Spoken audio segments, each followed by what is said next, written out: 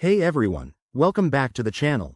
Today, we're diving into a super practical tutorial, how to transfer Tether, USDT, from your Phantom Wallet to Bitmart in 2025. Whether you're a crypto newbie or a seasoned trader, this step-by-step guide will make the process straightforward and secure. Tether is a stablecoin that's great for moving funds without wild price swings, and transferring it between wallets like Phantom and exchanges like Bitmart is a common task for managing your investments. First things first, before we get started, make sure you have a few essentials in place.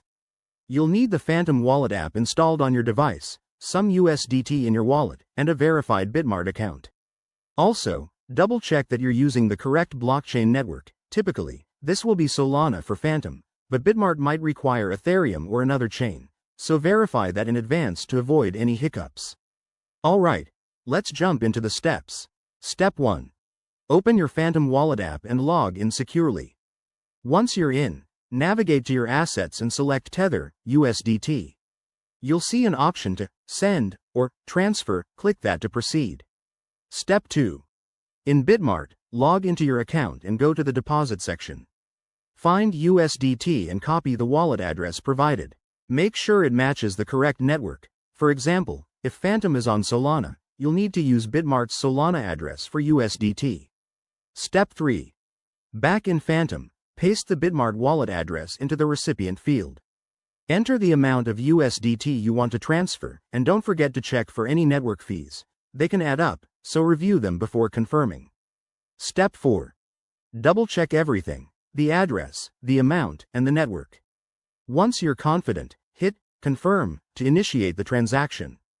You'll get a confirmation prompt, so approve it, and your USDT will start moving. After that, keep an eye on the transaction status. You can use a blockchain explorer to track it, and once it confirms on the network, your funds should appear in your Bitmart account. This whole process usually takes a few minutes to an hour, depending on network congestion. A quick word of caution: always verify wallet addresses to prevent sending funds to the wrong place. That could mean permanent loss. Also, be mindful of security best practices, like using hardware wallets for larger amounts. There you have it, folks. You've just learned how to transfer Tether from Phantom to Bitmart in 2025. If this video helped you out, smash that like button, subscribe for more crypto tips, and drop a comment if you have any questions. Stay safe out there in the crypto world. See you in the next one.